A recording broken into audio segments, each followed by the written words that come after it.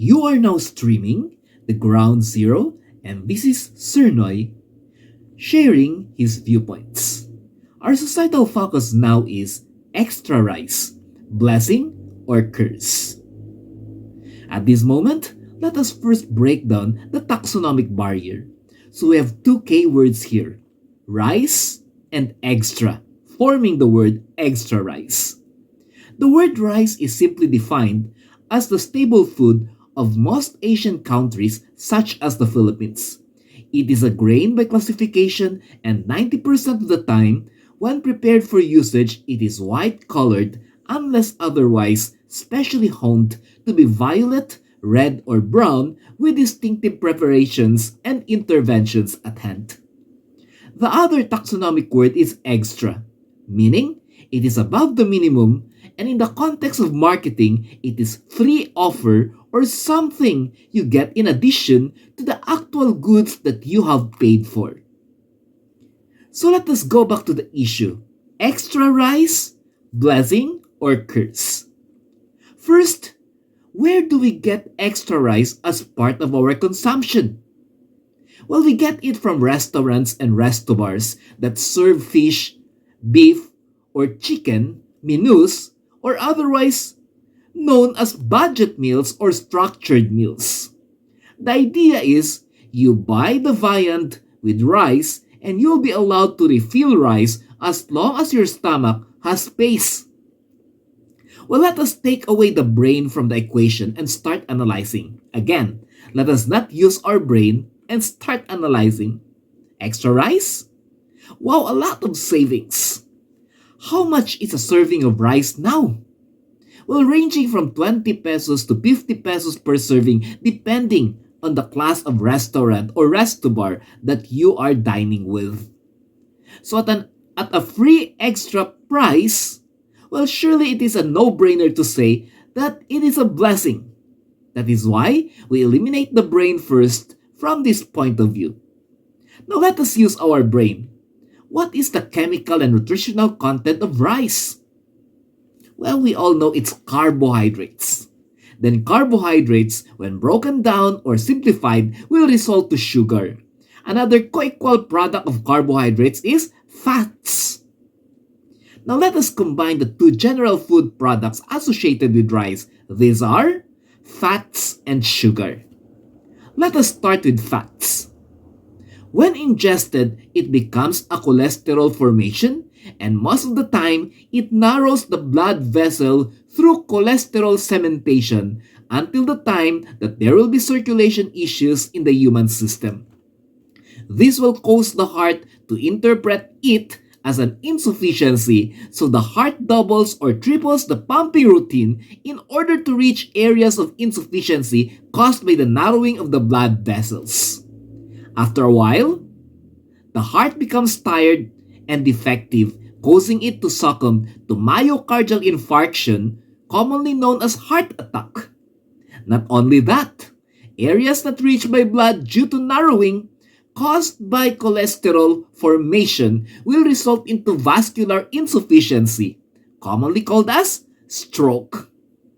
Now on the opposite side, the area where the blood wants to go but is blocked will cause a thinning and increase in size of the blood vessels, like a balloon that at some points it may be very, very thin and it may succumb to pressure and it will erupt. This increasing size and thinning of the vessels is called aneurysm. So we meet the dangerous cousins carried by cholesterol or fat ingestion. They are heart attack, stroke, and aneurysm. Truly, these conditions are cousins, for any of them can trigger the three of them and cause a threat to life.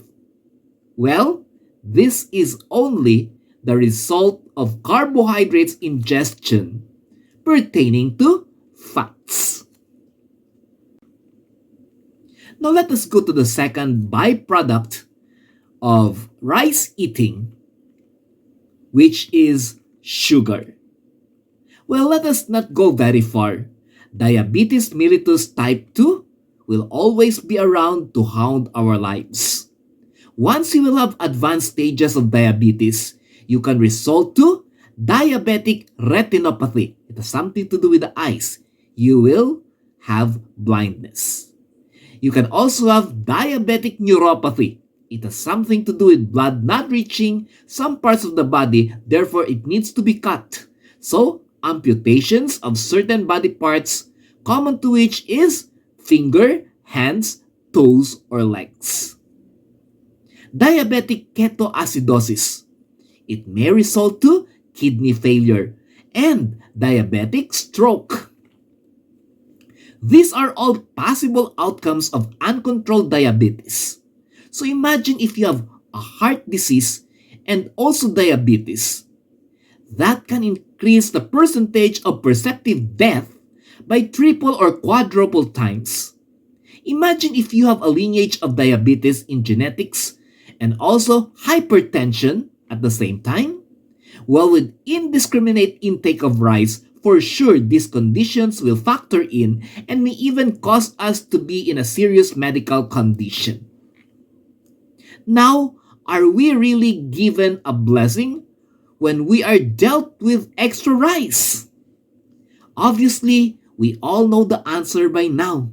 This is actually a curse as rice-eating population during these times have the highest statistical rate in terms of morbidity by diabetes or cardiovascular diseases, otherwise known as heart-based diseases. Question is, are you a rice eater also, or a person that considers rice as his or her staple food or base food? Well, if you are, then extra rice can be the next biggest threat to a healthy lifestyle. The next time we see an offer, especially if it is too great to be real, let us raise our head beyond our hearts, simply saying, let us use more of cognition than emotion to distinguish if such extra or free offer really is a blessing and not a future curse. Well, as the situation transpires, things can really interchange if not analyzed very well. Have you ever wondered why restos and cuisines do not offer extra protein such as beans, chicken, or other sources like tofu or fish? Or have you heard of unlimited vegetables or fruits offered? Obviously, it's very seldom to none. The irony is, our body needs this food classification more than the intake of rice or carbohydrates for that matter, and that is falsely advertised as our majority need as of the moment. Remember, business is business. People running the business will never place top priority in the well-being of the customers, especially if it will entail cutting down on the possible financial gain.